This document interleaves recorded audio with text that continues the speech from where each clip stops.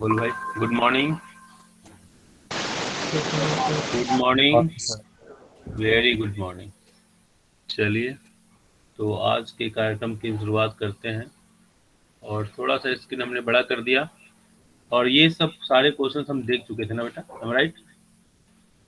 Yes sir. देख चुके थे ना बेटा। मोस्ट प्रोबेबली 17 नंबर क्वेश्चन से हम आगे बढ़ गए थे। 18 नंबर क्वेश्चन से हमको देखना था। ओके, सर 17 से। राइट? सर 17 से। ठीक है बेटा, बोलिए। सर 17 क्वेश्चन से। 18 क्वेश्चन है ना बेटा? सर 17। 17 से करना था, अच्छा। 17 क्वेश्चन आप पढ़ेंगे जरा। 17 क्वेश्चन क्या है हमारा, बोलिए। Just a year after independence, steps were taken to abolish intermediaries and to make the tillers the owners of land. The idea behind the move was option A to reduce the concentration of land ownership in a few hands. Option B that ownership of land would give incentives to the tillers to invest in making improvements. Option C fixing the maximum size of land which could be owned by an individual. Option D to reduce the vast inequality in land holding. Yes, तो आपके अनुसार answer क्या होना चाहिए?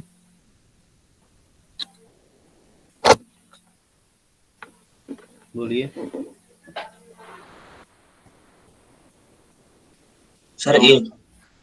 हाँ, option A. क्या बेटा? Option A. Option A होना चाहिए। Just year after independence steps were taken to abolish intermediaries. ये तो बात सही है। To make the tillers the owners of land.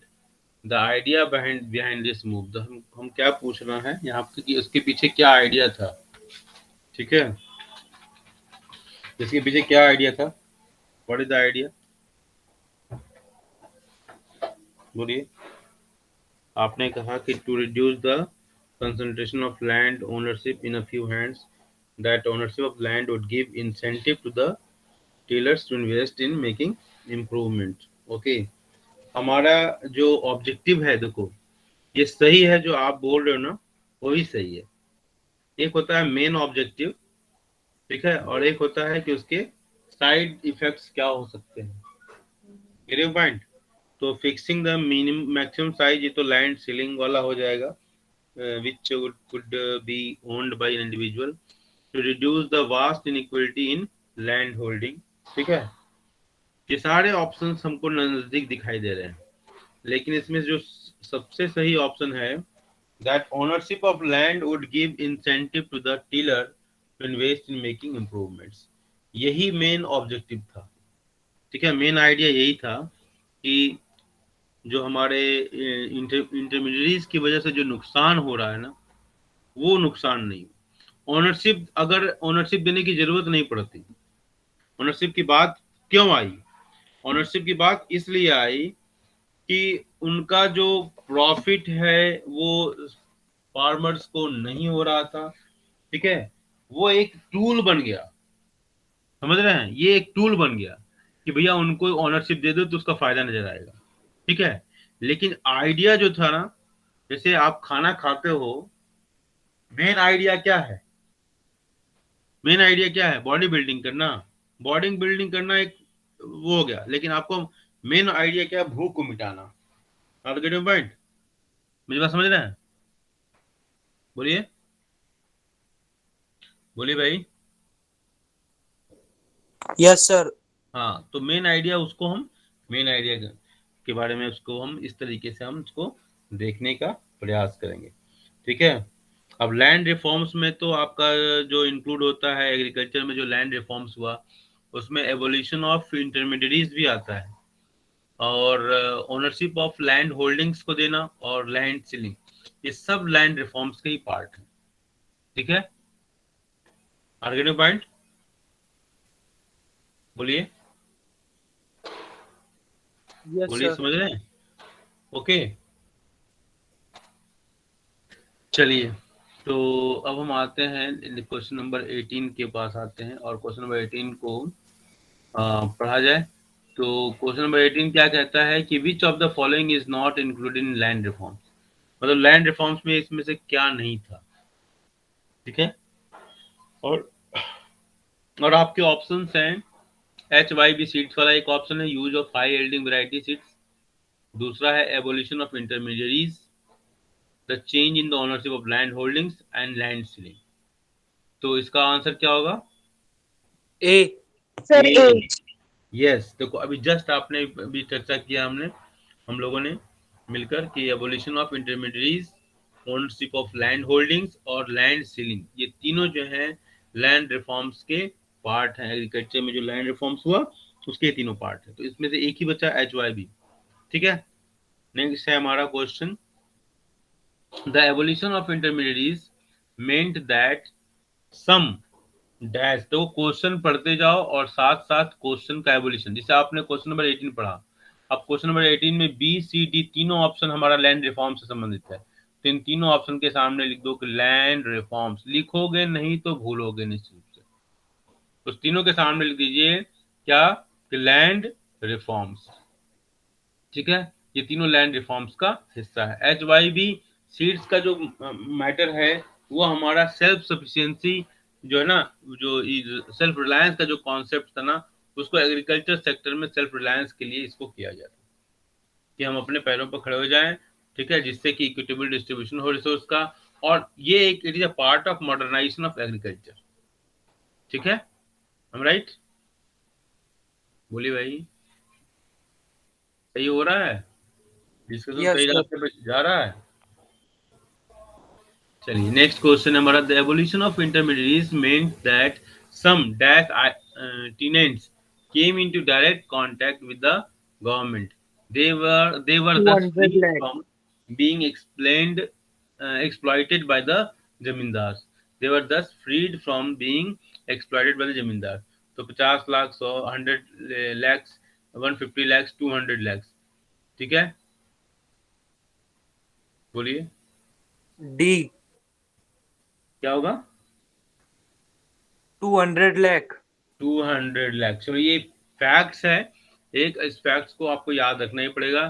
तो the evolution of intermediaries meant that some 200 lakh tenants came into direct contact with the government. They were thus freed from being exploited by the zamindars. Okay, तो ये बहुत बड़ी संख्या है, और ये संख्या जो है ना, ये देखो इसकी वजह से भारत के कल्चर पर, भारत की संस्कृति पर बहुत प्रभाव पड़ा, और ऐसा लगने लगा इतने लंबे समय तक ये सब चीजें हुई कि ऐसा लगने लगा कि ये सब हमारी भारतीय संस्कृति का हिस्सा है, जबकि ऐसा बिल्कुल नहीं था। कि अंग्रेजों की व्यवस्था, बनाई हुई व्यवस्था ने धीरे धीरे हमारी संस्कृति को बहुत चौपट किया। इसकी वजह से जो कि हमारे देश में इतना सम्मान नारियों को दिया जाता है, उनका भी एक्सप्लॉयटेशन शुरू हो गया। तो कहीं न कहीं ये सारी व्यवस्थाएं जो बाहरी ताकतें थी, उनकी वजह से ये सब बहुत सारा सामाजिक परिवर्तन, नकारात्मक परिवर्तन हुए।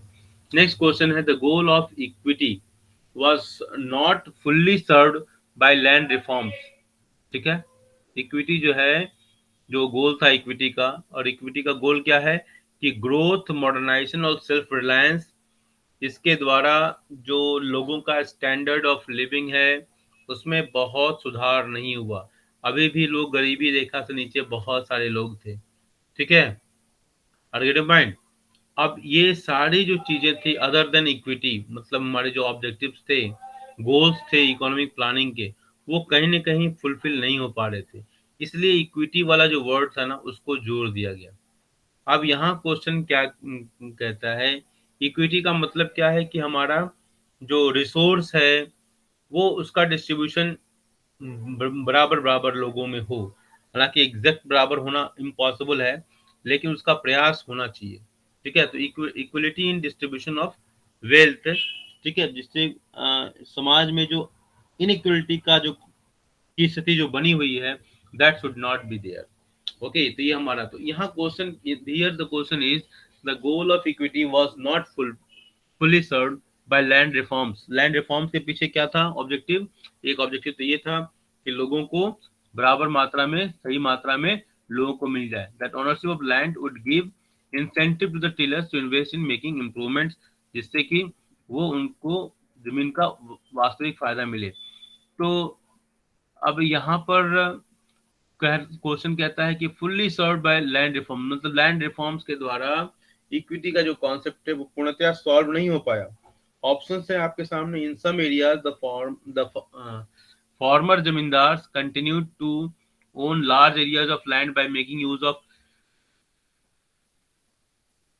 some loopholes in the legislation. The big landlords challenged the legislations in the courts, delaying its implementation. ये सारी चीजें हुई थी। They used this delay to register their lands in the name of close relatives, thereby escaping from the legislation. Even when the tillers got ownership of land, the poorest of the agricultural laborers, such as she- um, sharecroppers and landless laborers, did not benefit from the land reforms and all of the above. अब आपको आपको बताना है कि इसमें से कौन सा सही है। Sir D. Very good. बिल्कुल क्लियर है कि सारी चीजें जो हैं इक्विटी के कॉन्सेप्ट को पूरा नहीं कर पाती हैं। ठीक है, में बाधक थी। ठीक है, ये इन सारी चीजों की वजह से इक्विटी का जो कॉन्सेप्ट था वो पूरा नहीं हो पाया। And at independence about dash of the country's population was dependent on agriculture. मतलब आजादी के समय में 1947 के समय में ये परसेंटेज बताना है आपको, कितने परसेंट पॉपुलेशन जो है एग्रीकल्चर पर डिपेंडेंट थी। 72-75%। 72 से 75%। चलो 75% इज करेक्ट आंसर। चलिए ठीक है। तो ये इस समय ये इस बात को दिखाता है कि हमारे आज़ादी के समय में एग्रीकल्चर जो है कितना एग्रीकल्चर पे डिपेंडेंसी हमारे यहाँ थी। ठीक है, इंडिपेंडेंस के समय में क्यों ऐसा डिपेंडेंसी बढ़ गई, जबकि अगर आप ध्यान से देखोगे डेटा तो कुछ लोग कहते हैं कि अंग्रेजों ने इतना कंट्रीब्यूशन दिया, रेलवे दिया, ये सब बकवास की बातें हैं। इट सिंपल बकवास की बातें हैं, इसलिए कि उन्होंने जो दिया वो दिया नहीं, बल्कि लूटने के लिए उन्होंने ये सब उपाय किए। ठीक है, ताकि हम भारत पर लंबे समय तक शासन कर सकें। देना तो उसको कहते हैं ना जो खुशी से दे दो। आर्गेटिव माइंड, बोलो भाई। Yes sir. हाँ, तो देना बिल्कुल नहीं था। दिमाग में कोई कंफ्यूजन मत रखिएगा। अंग्रेजों ने इस देश को कुछ नहीं दिया सिवाय एक्सप्लॉयटेशन और गरीबी के और लड़ाई झगड़े कुछ नहीं दिया। समझ रहे हो? और जो मॉडर्न एजुकेशन सिस्टम वगैरह जो कहा है, तो उससे अच्छा हमारा एजुकेशन सिस्टम हुआ करता था। हमारे जो साइंटिफिक डेवलपमेंट सब एडवांस थे। आज यूरोप जहाँ है वहाँ हम बहुत पहले थे, लेकिन धीरे धीरे लंबे समय तक हम विदेशी दास्ता में होने की वजह से हम अपने वैल्यूज, अपने ट्रेडिशंस, अपने मूल्यों, अपने ज्ञान, अपने विज्ञान सबको भूल गए। इसलिए हमसे कोई बात करता है ना तो मैं बताऊं कि भारत के पास क्या क्या था। ठीक है, तो इसलिए आपके दिमाग में बिल्कुल कंफ्यूजन नहीं होना चाहिए। At independence productivity in the agriculture sector was very low because of use of old technology, all of the above. the absence of required infrastructure, the lack of irrigation facilities and all the above। ठीक है, यही अंग्रेजों का विकास model है। देख लिया ना? देख लिया? ठीक है ना? यस बोलो सर। भाई। हाँ, यही विकास मॉडल है, सब कुछ में पिछड़ापन। जबकि एटॉमिक थ्योरी सबसे पहले कणाद ने दी थी। पाइथागोरस का थ्योरम देने वाले हमारे जो पाइथागोरस का नाम आता है, उसको सबसे पहले बताने वाले हमारे बौद्धायन जी थे। बौद्धायन सूत्रम कहा जाता था। पाई का नॉलेज, डेसिमल डेसिमल का नॉलेज, जीरो का नॉलेज, सब आर्यभट्ट ने स्पेस टेक्नोलॉजी में काम किया, खगोल के क्षेत्र में काम किया, एस्ट्रोलॉजी। चलो, which of the following is not a benefit of green revolution. ठीक है, which of the following is not a benefit of green revolution. B. ठीक है, सर क्या बी। है? Increase in B. Marketed surplus, increase in price of food grains, buffer stock, self sufficiency in food grains. Is not है, underline कर लेना word not, not a benefit of green revolution. तो green revolution का benefit इसमें sir से B. कौन लेता है? क्या बेटा? B. Increase in marketed surplus. ठीक है, ये तो बेनिफिट था कि सरप्लस हुआ था कुछ। बफर स्टॉक, यही तो मेन उद्देश्य था हमारा कि हमारा जो विपरीत परिस्थितियां हो जाए self sufficiency in food grain सबसे प्रायोरिटी डी था, डी के बाद सी एक ऑब्जेक्टिव बन गया इसका, ठीक है। इसके बाद ए ऑब्जेक्टिव बना, इंक्रीज इन मार्केटेड सरप्लस, ठीक है, किसानों को फायदा हुआ, उनसे उनकी इनकम बढ़ी। लेकिन बी जो है कहीं से फिट नहीं होता है, increase in price of the food grains, ऐसा नहीं, क्योंकि प्रोडक्शन जब ज्यादा होगा, सप्लाई ज्यादा होगी, तो प्राइस बढ़ेंगे नहीं, ठीक है। ओके, जब तक कि उसको एक्सपोर्ट या और कोई दूसरी चीजें ना करें। Next question, which of the following is not a limitation of green revolution, ठीक है, बोलिए विच of the following is not a limitation of the green revolution, इसमें से कौन सा ग्रीन रेवोल्यूशन का लिमिटेशन नहीं है, ठीक है। पहला है, it increase the inequalities between small and big farmers, use of HYV seeds primarily benefited the wheat growing regions only. The HYV crops were also more prone to attack by pests. All of the above. Which of sir the C. following is not a Sir, D. limitation of green revolution? मतलब सी sir. इसमें limitations नहीं था, कमी नहीं थी green revolutions की। अच्छा ये बताओ, it increased the inequalities between the small and big farmers, ये बढ़ाया, बोलिए। Yes sir. Okay. Use of HYV seeds primarily benefit the wheat growing regions only. Sir rice भी है। Okay. HYV seeds primarily benefit the wheat growing, primarily बोल रहा है, primarily, तो wheat वाले क्षेत्र में ज्यादा इसको इसकी सक्सेस दिखाई देती है। राइस में भी हुआ, ठीक है, लेकिन use of HYV seeds primarily benefit the wheat growing regions only. HYV crops were also more prone to attack by pest. Yes sir. Okay. ठीक है, तो ऑल ऑफ द अबव, ठीक है, तो इसका मतलब क्या हो कि all of the above is a correct. Okay, चलिए 24 का हमारा क्या हो गया, all of the above. Next question है, which of the following was a step taken by the government to ensure that the green revolution benefited small farmers also. Step government ने क्या लिया जिससे कि इंश्योर हो जाए कि the green revolution benefited small farmers also, sir ठीक है। सब्सिडीज लगा दी थी सर फर्टिलाइजर्स पे। The government provided loans at a low interest rate to small farmers. The government provided subsidized fertilizers, both A and B. The government reduced taxes on agricultural goods. ठीक है, तो बताइए 25th का क्या होगा, बोलिए। The government, sir B. क्या होगा, बी। बी। ओके, और सी होने में क्या दिक्कत है। The government provided loans to at a low interest rates to small farmers, और सर the दिया government था फिर। सर provided ये। हाँ बोलिए। सर फिर तो डी भी होना चाहिए था क्योंकि टैक्सेस भी रिड्यूस कर दिए थे सर, वो सब्सिडीज के अंदर ही आ जाता। नहीं, एग्रीकल्चर गुड्स का C. नहीं प्राइस, वो सब्सिडाइज दिया गया था, सब्सिडी दिया गया था बेटा, सब्सिडी देना। और एग्रीकल्चर गुड्स का प्राइस मतलब कि 5 रुपए है और आपको 8 रुपए कर दिया गया, ऐसा नहीं हुआ। प्राइस वही रहा, मार्केट जनरल कंज्यूमर्स के लिए वही प्राइस रहा, बीपीएल लोगों के लिए गवर्नमेंट ने सब्सिडी के माध्यम से इसको कंप्लीट किया, ठीक है। Yes okay, sir. हाँ, यस सर। चलिए नेक्स्ट हमारा आर्गुमेंट्स अगेंस्ट सब्सिडीज। सब्सिडीज के विरोध में क्या क्या बातें कही जा सकती हैं। A huge burden on the government's finance, ठीक है, it does not benefit the targeted group, fertilizer subsidy also benefits the fertilizer industries, all of the above। बहुत अच्छा क्वेश्चन, आर्गुमेंट अगेंस्ट सब्सिडीज, कि सब्सिडी नहीं देना चाहिए, क्यों, a huge burden on the government's finance, ये सही है, गवर्नमेंट को बर्डन होता है सब्सिडी, रेवेन्यू एक्सपेंडिचर बढ़ता है ना गवर्नमेंट का, बोलो यस भाई। सर।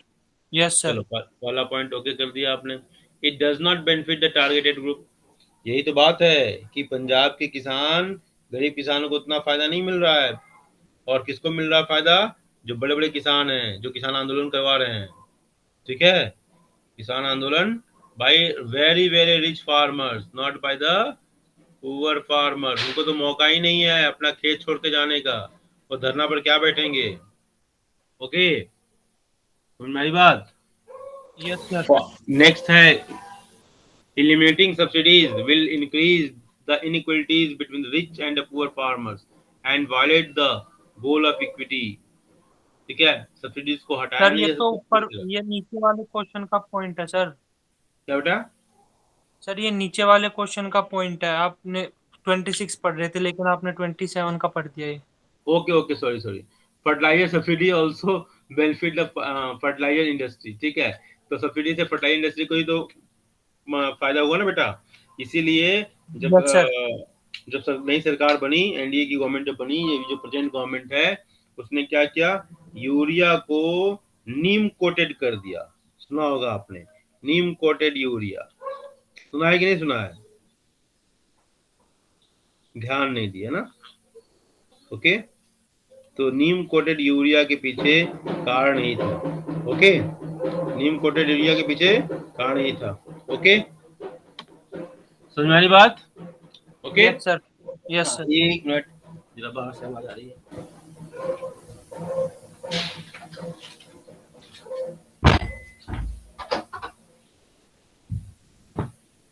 चलिए नेक्स्ट क्वेश्चन। क्वेश्चन है हमारा अबव 65, तो हमारा इसका आंसर 12, इसका क्या हो जाएगा 26 का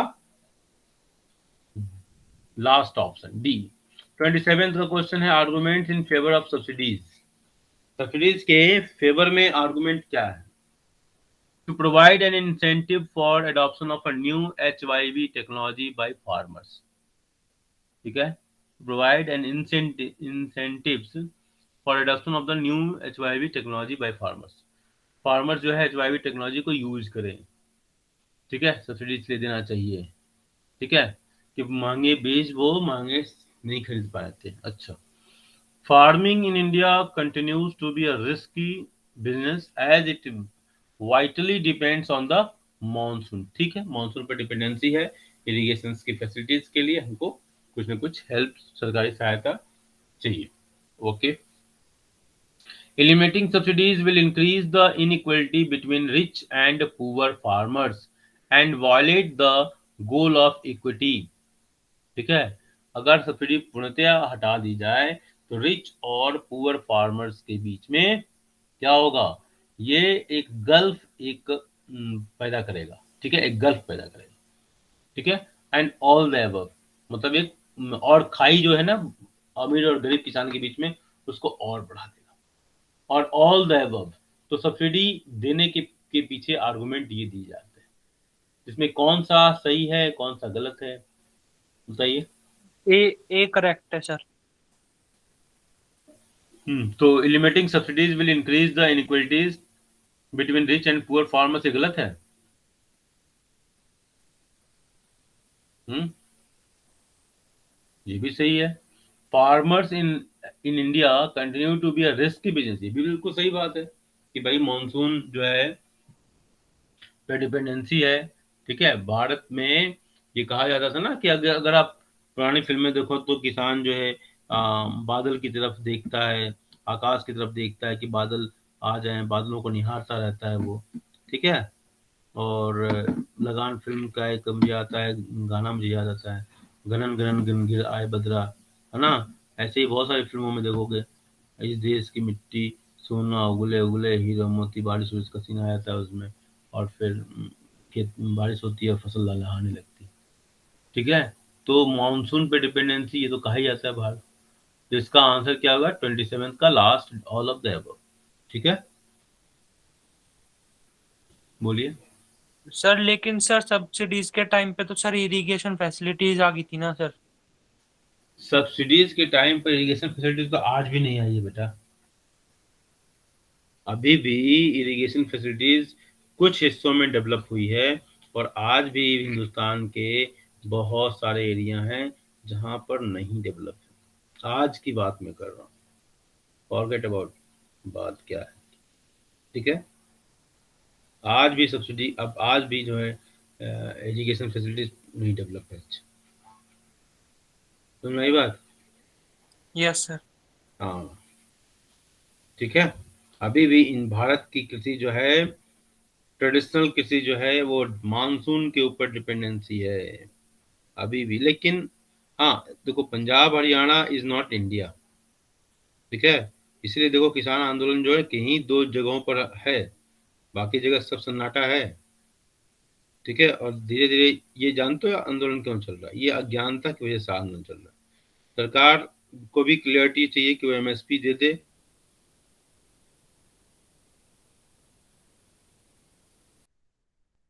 रिच फार्मर्स को। सरकार एमएसपी देना चाहती है, किसको? गरीब फार्मर्स को, केवल गरीब फार्मर्स को, जो वास्तव में नीडी है, ठीक है। उन फार्मर्स को नहीं देना चाहती जो कनाडा और अमेरिका में रहते हैं,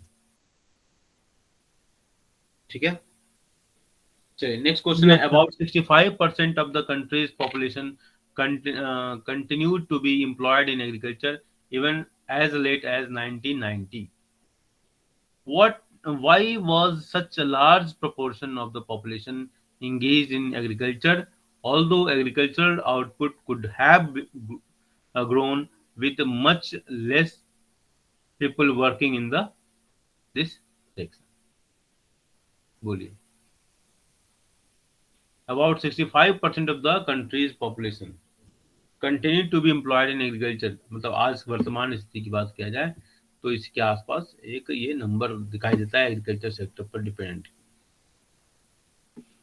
ठीक है। Agriculture employed in agriculture even as late as 1990.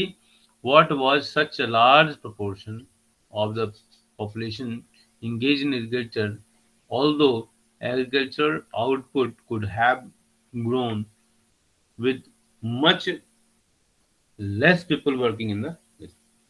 Okay, section. बताइए इसका आंसर क्या होगा? आपके ऑप्शंस हैं। People voluntarily prefer to work on agriculture farm, ठीक है। बिकॉज ऑफ रैम्पेंट पॉवर्टी, मतलब मास लेवल पर पॉवर्टी जो है, फ्रिक्वेंटली अकरिंग पॉवर्टी जिसको कह सकते हैं rampant poverty. Rampant poverty, most of the people dependent on agriculture only for their livelihood, ठीक है। नेक्स्ट है the industrial sector and the service sector did not did not absorb the people working in the agricultural sector. All of them. बहुत अच्छे question हैं, बोलिए।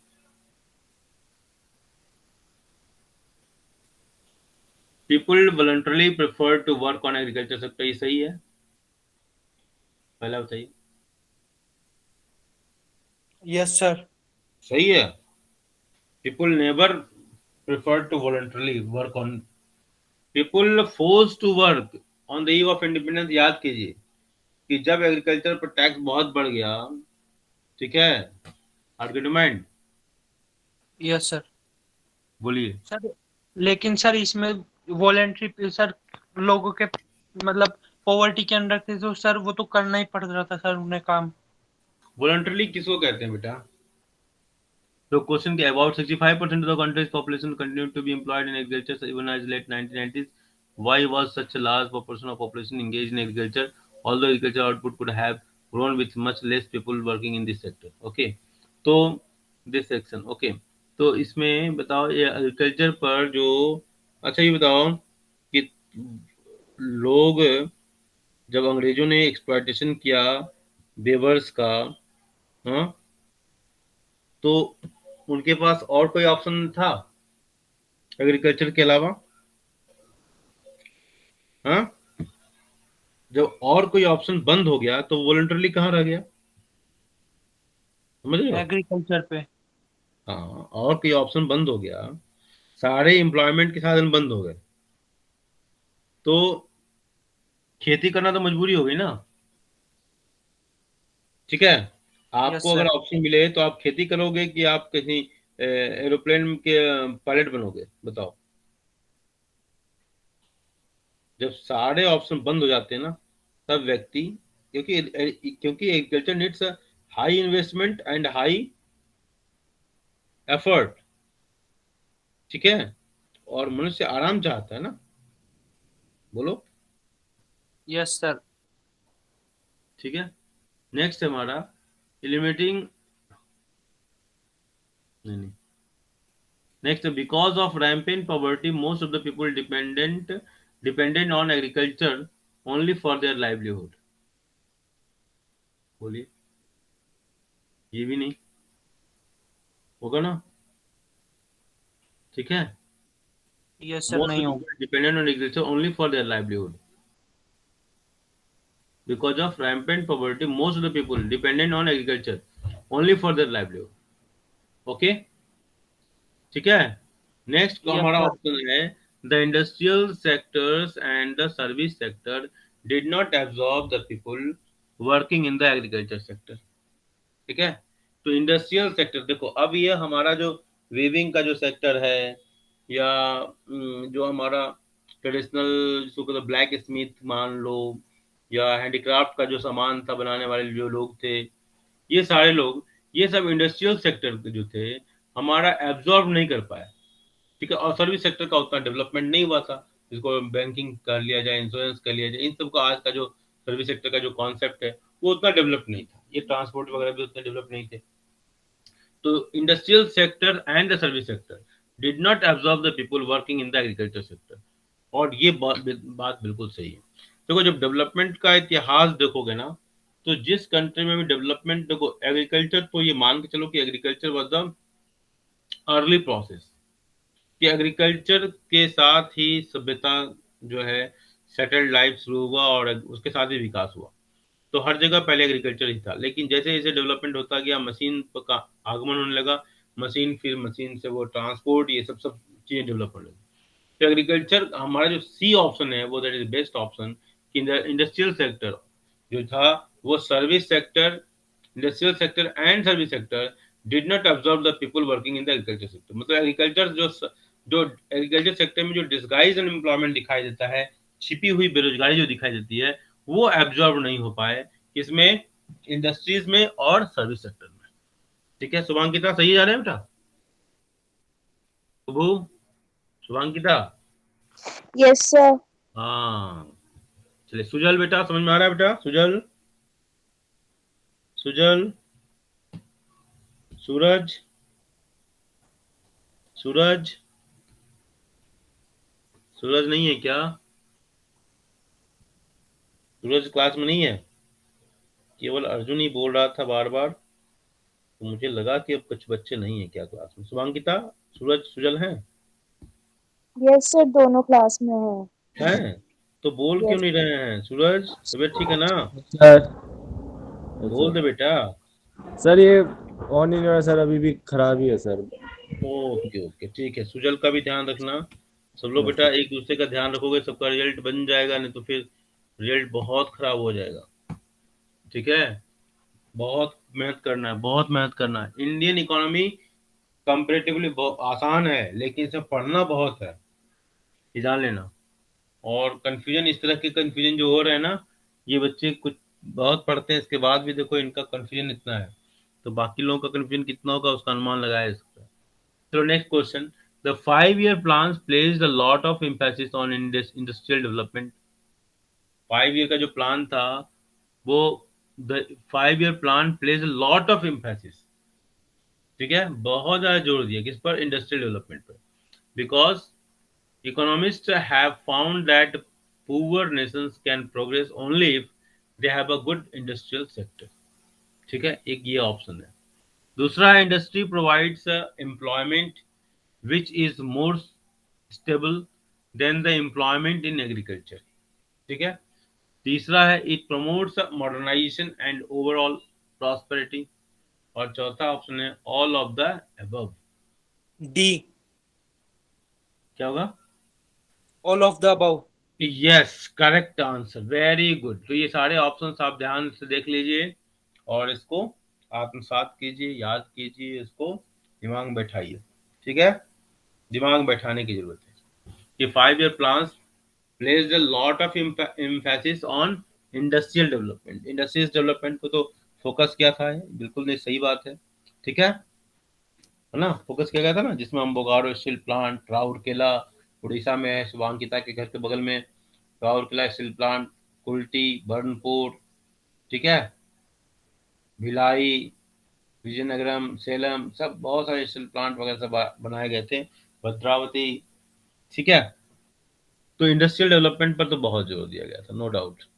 Industry provides employment which is more stable. Industry में जो employment होता है वो उसके टर्म्स एंड कंडीशंस फिक्स होते हैं, वो ऑर्गेनाइज सेक्टर का होता है, तो वो क्या होता है, मोर स्टेबल होता है।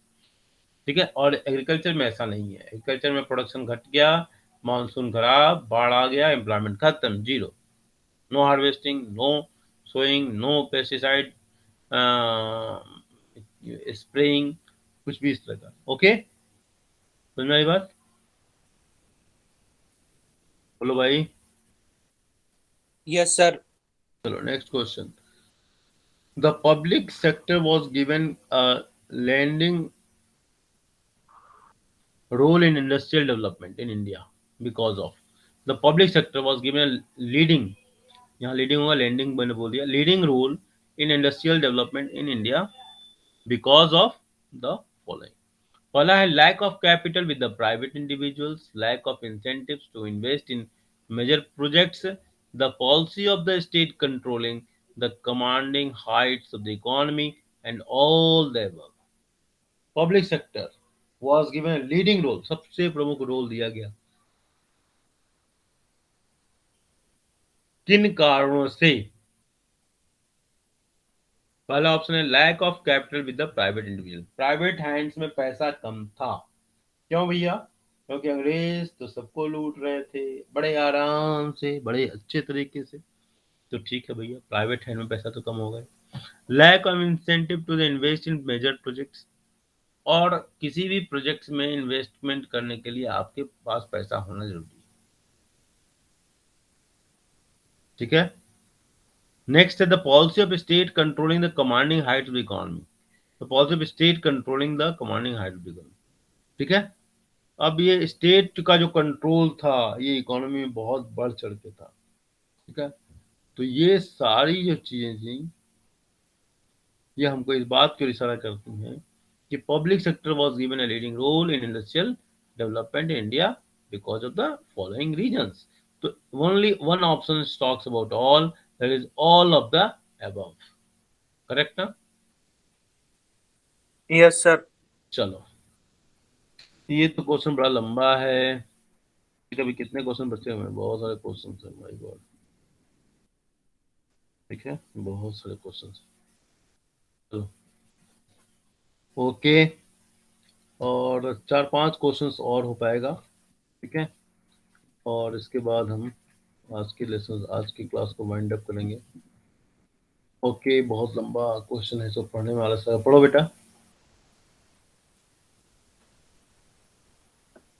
Under the Industrial Policy Resolution 1956, the private sector was kept under state control through licensing system. No new industry was allowed unless a license was obtained from the government. Even an existing industry had to obtain a license for expanding output of or for diversifying production.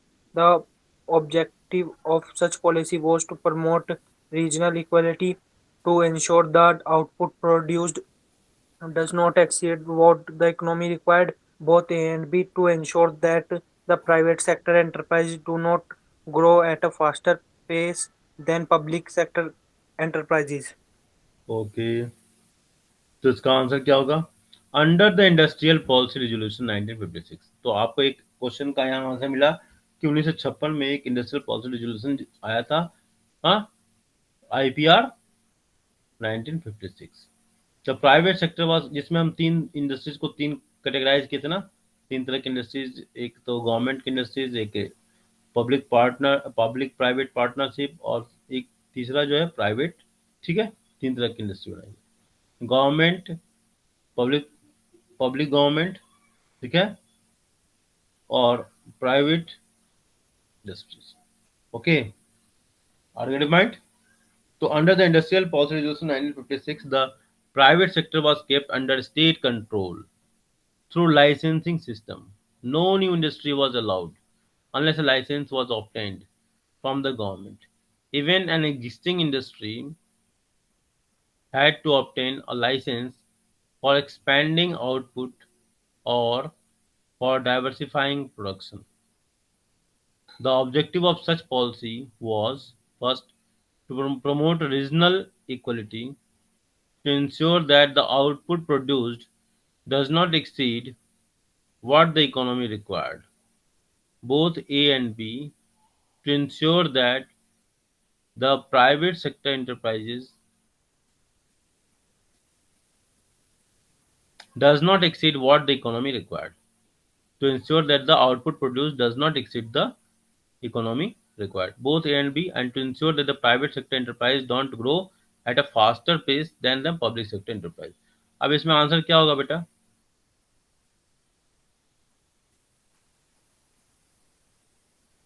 D होगा? D तो बिल्कुल ही नहीं होगा. To ensure that the private sector enterprise don't grow at a faster pace than the public sector. ऐसा कोई भी plan करने वाला नहीं चाहेगा कि उसमें कोई बच्चा जिस समय क्लास में है, हाँ मान लो हम लोग गवर्नमेंट का हिस्सा है, तो गवर्नमेंट नहीं चाहेगी कि 12th F के बच्चे फास्ट सीख लें, नहीं सीखें, 12th D के सीख लें, 12th D के बच्चे हाँ या अर्जुन सीख ले फास्ट और दूसरा नहीं सीखे. ऐसा नहीं चाहेगा कोई टीचर. चाहेगा क्या बताओ? बोलो. उसको उसका क्लास कब ऐसा अच्छा होगा? मेरा क्लास कब अच्छा होगा? जब सारे बच्चे अच्छा करें तब तो अच्छा माना जाएगा ना. बोलो भाई. नहीं बोलोगे? Yes sir. गलत बोल रहा हूँ. उसी तरह गवर्नमेंट का भी है. तो promote regional equality, to promote everybody is learning equality. Okay, to promote everybody is learning in the class, to promote regional equality. सब लोग बराबर हो, सारे प्रदेश बराबर हो. बराबर का मतलब एग्जैक्ट बराबर नहीं, मतलब बराबर होने मतलब बराबरी की तरह ग्रो करें. All are treated well. Okay, to ensure that the output produce does not exceed what the economy required.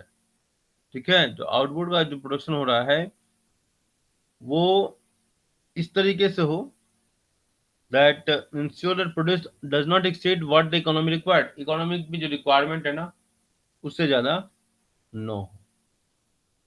ठीक है, और बोथ ए एंड बी.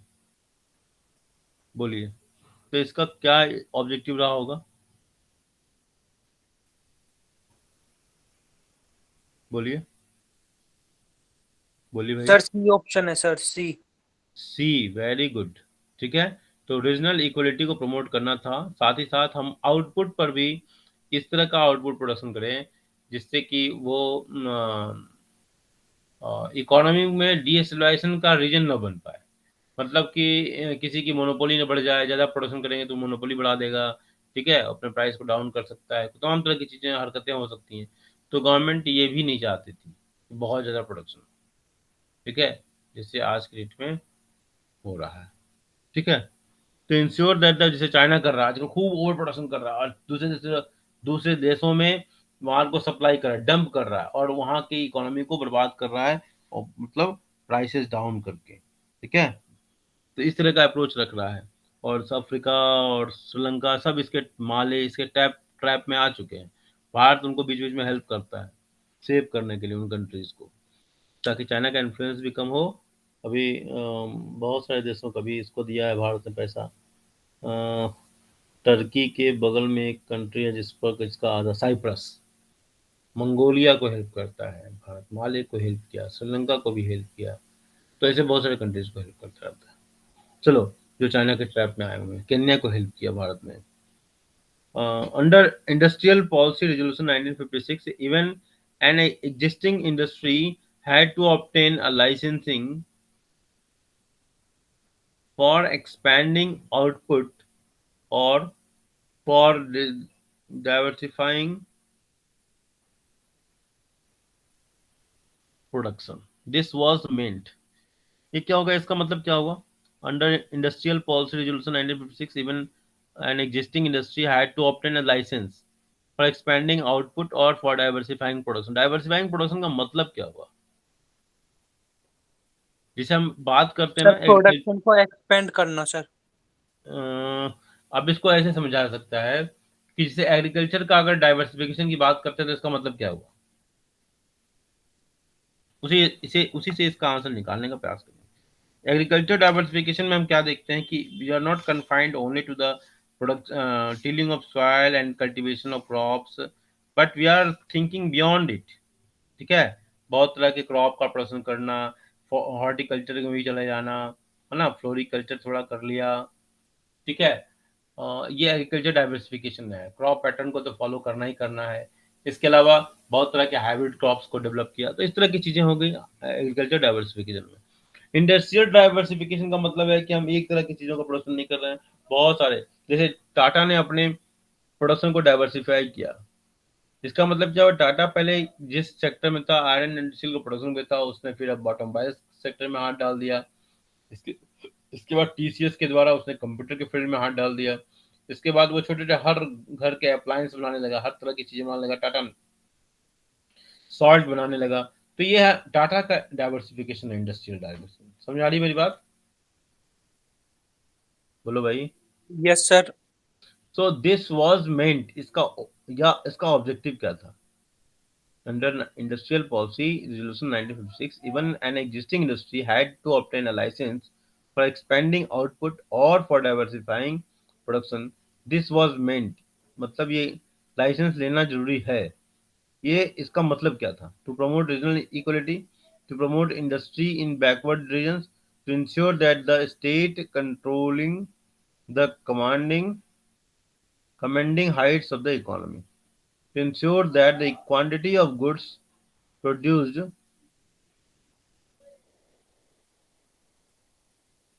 बोलिए। सर डी ऑप्शन है सर इसका। श्योर? Yes sir.